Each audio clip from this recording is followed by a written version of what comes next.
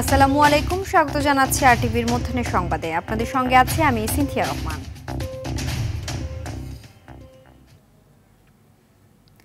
July August গণঅভ্যুত্থানের বর্ষপূর্তি উপলক্ষে জাতীয়তাবাদী ছাত্রদলের সমাবেশ শুরু হয়েছে। রাজধানীর শাহবাগে দুপুর 12টায় শুরু হওয়া এই সমাবেশে অংশ নিতে বিভিন্ন জেলা ও মহানগর থেকে আসছেন নেতাকর্মীরা। সমাবেশকে ঘিরে গঠন করা হয়েছে প্রায় 90টি সাংগঠনিক টিম। এদিকে বিকেল 3টা থেকে সন্ধ্যা 6টা পর্যন্ত জুলাই ঘোষণাপত্র ও সনদের দাবিতে কেন্দ্রীয় শহীদ মিনারে অনুষ্ঠিত হবে এনসিপির জনসমাবেশ। দলটি জানিয়েছে সেখানে নতুন বাংলাদেশের ইশতেহার ঘোষণা করা হবে। যে কোনো অপ্রীতিকর পরিস্থিতি এড়াতে সমাবেশ স্থল ও এর আশেপাশের এলাকায় অতিরিক্ত পুলিশ মোতায়েন করা হয়েছে।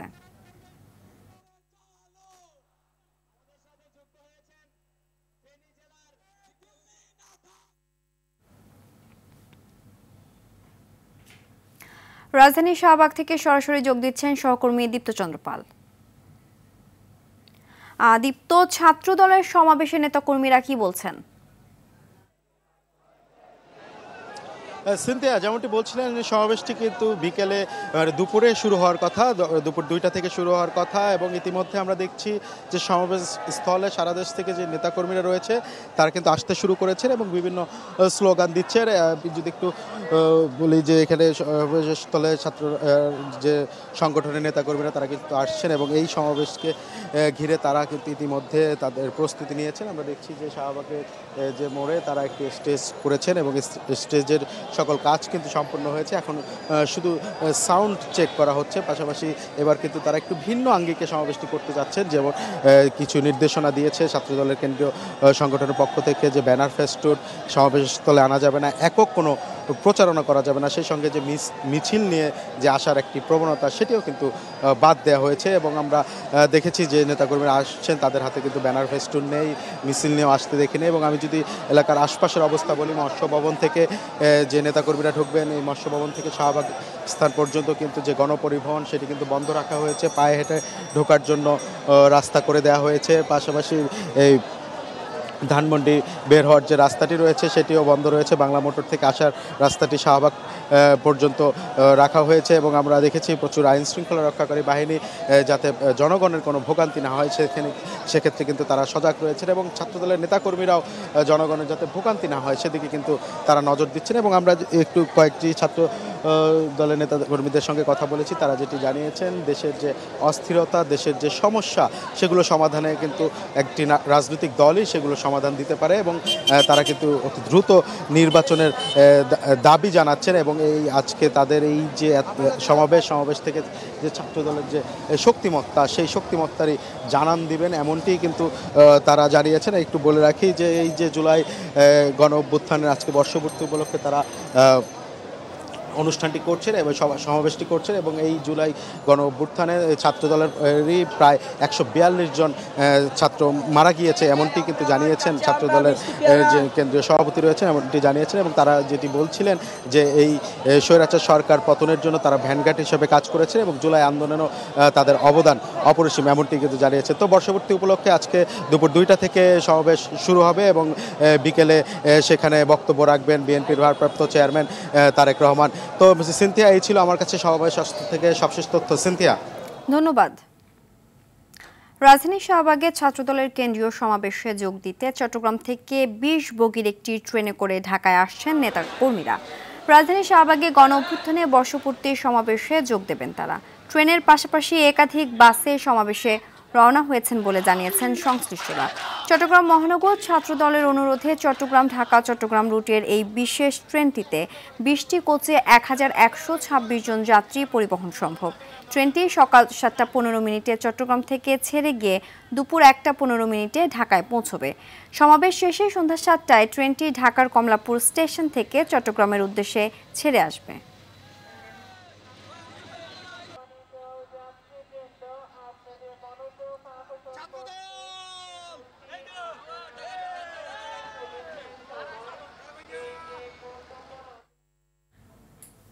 জুলাই গণহত্যায় মানবতা বিরোধী অপরাধের মামলায় শেখ হাসিনার বিরুদ্ধে প্রথম সাক্ষ্য গ্রহণ শুরু হয়েছে। এ নিয়ে আন্তর্জাতিক অপরাধ ট্রাইব্যুনাল 1-এ চলছে সূচনা বক্তব্য। চিফ প্রসিকিউটর বক্তব্যে আদালতকে বলেন, কেউ আইনের ঊর্ধ্বে নয়। অপরাধী যত বড়ই হোক যেন ছাড় না পায়। আসামির অনুপস্থিতিতে হলেও ন্যায় বিচার নিশ্চিত করতে হবে। জুলাই আন্দোলনে নিরস্ত্র ছাত্র জনতা ও বিরোধী রাজনৈতিক দলের নেতাকর্মীদের টার্গেট করে দমনপীড়ন ও গণহত্যা চালায়।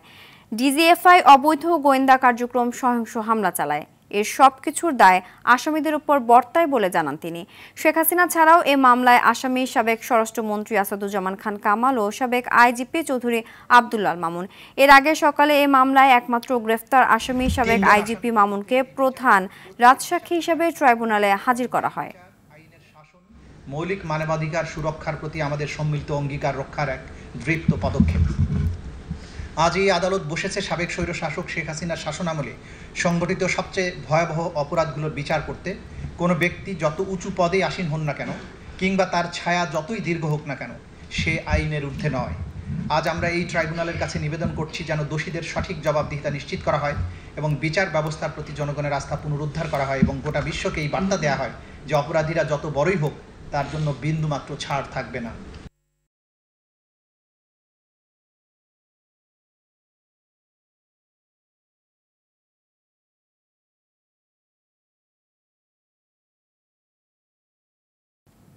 ষোলো কোটি মানুষের প্রাণের দাবি স্বৈরাচার হাসিনার পদত্যাগের এক দফার ঘোষণা আসে গত বছরের এই দিনে। কেন্দ্রীয় শহীদ মিনারের সমন্বয়ক নাহিদ ইসলাম এই ঘোষণা দিয়ে সরকারকে সর্বাত্মক অসহযোগিতার ডাক দেন। এ অবস্থায় সমন্বয়কদের গণভবনে আমন্ত্রণ জানিয়ে পরিস্থিতি সামাল দেওয়ার চেষ্টা করেন শেখ হাসিনা। খান আলামিনের রিপোর্টে দেখুন বিস্তারিত।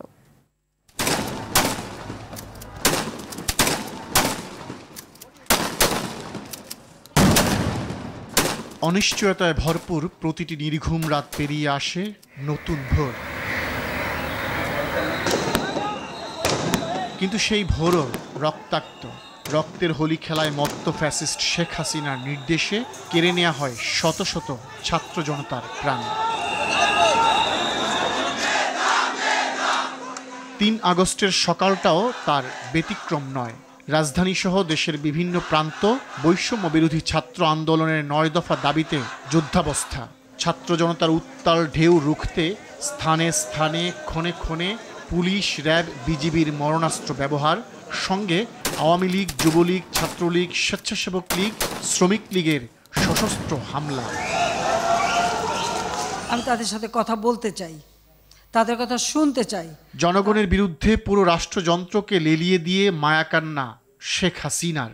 সমন্বয়কদের জন্য গণভবনের দরজা সব সময় খোলা, সব দাবি পূরণ করা হবে এমন আশ্বাস দিয়ে অপেক্ষায় স্বৈরাচারী প্রধানমন্ত্রী।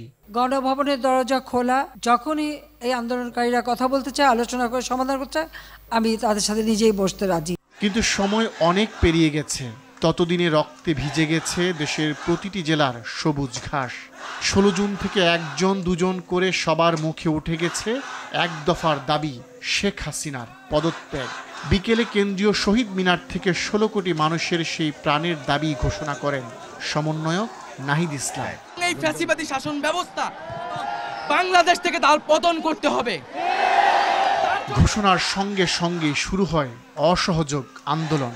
ফ্যাসিস্ট আওয়ামী লীগ সরকারকে সব দিক থেকে অসহযোগিতা করতে 15 দফা নির্দেশনা দেয়া হয় ছাত্রদের পক্ষ থেকে, যার পথ ধরে কেবল 40 ঘন্টার মধ্যেই পতন ঘটে শেখ হাসিনার। খান আলামিন, RTV। আন্তর্জাতিক অপরাধ ট্রাইব্যুনালে কথা বলছেন অ্যাটর্নি জেনারেল, সরাসরি চলে যাচ্ছে সেখানে। তাকে মৃত্যুদণ্ডটা কিভাবে দেওয়া হয়েছিল আমরা বলেছি আমরা ওই রকম মৃত্যুদণ্ড চাই না। অলিভার ক্রমওয়েল স্বাভাবিক মৃত্যুবরণ করেছিল। তাকে কবর থেকে তুলে এনে পচা গলা লাশ এনে জনসমক্ষে ফাঁসি দেওয়া হয়েছিল।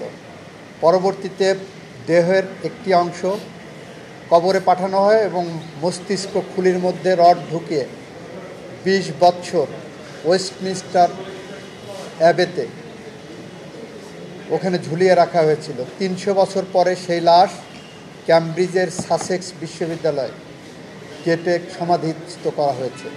আমরা বলেছি এরকম মৃত্যুদণ্ড আমরা চাই না।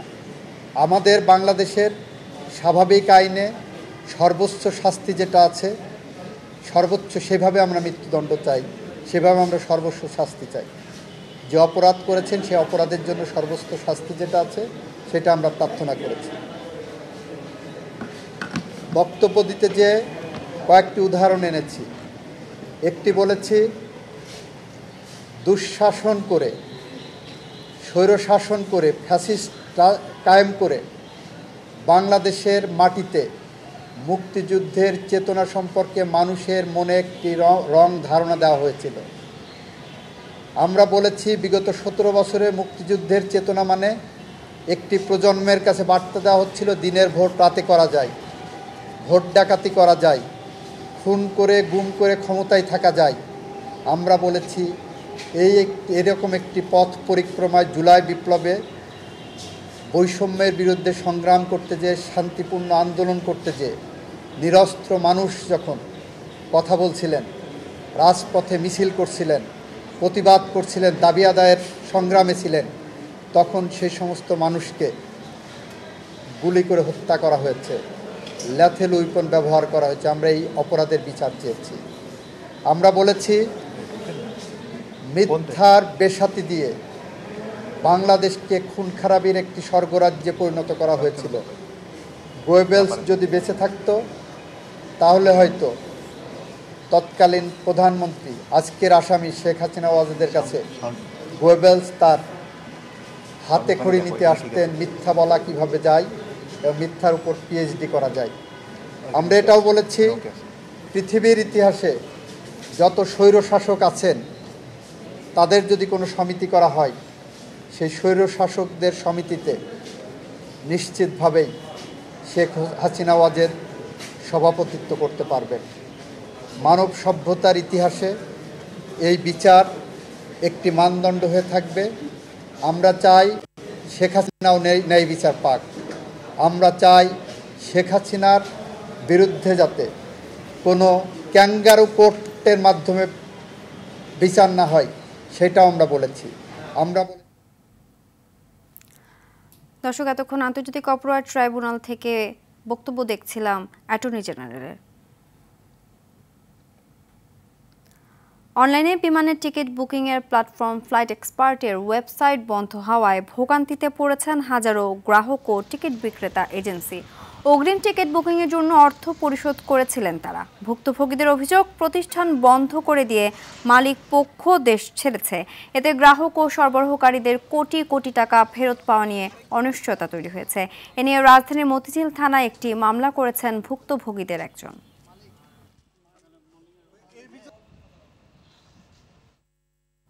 দেশের সব করদাতার জন্য আয়কর রিটার্ন অনলাইনে দাখিল বাধ্যতামূলক করা হয়েছে। সকালে এনবিআর থেকে সংক্রান্ত বিশেষ আদেশ জারি করা হয়। আদেশে বলা হয়েছে 4 আগস্ট থেকে অনলাইনে রিটার্ন দাখিল বাধ্যতামূলক। ঢাকা, নারায়ণগঞ্জ ও গাজীপুর অঞ্চলের সব সরকারি কর্মকর্তা, তফসিলি ব্যাংক এবং কিছু বড় প্রতিষ্ঠানের করদাতাদের জন্য ইতোমধ্যে রিটার্ন অনলাইনে দাখিল বাধ্যতামূলক করা হয়েছে।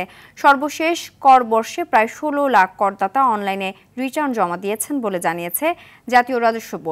তবে উচ্চ মূল্যস্ফীতির এই সময়ে ব্যক্তি শ্রেণীর করদাতাদের বার্ষিক করমুক্ত আয় সীমা অপরিবর্তিত রাখা হয়েছে।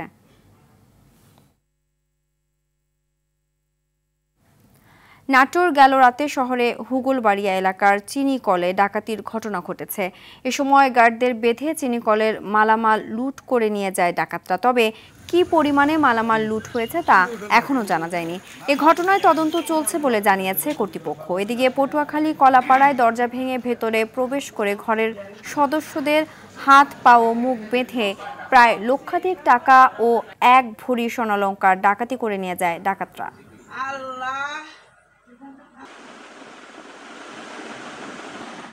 মধ্যাহ্নের সংবাদ এ পর্যন্তই। দুপুরের সংবাদ 2:45টায় দেখার আমন্ত্রণ রইল। ধন্যবাদ সবাইকে।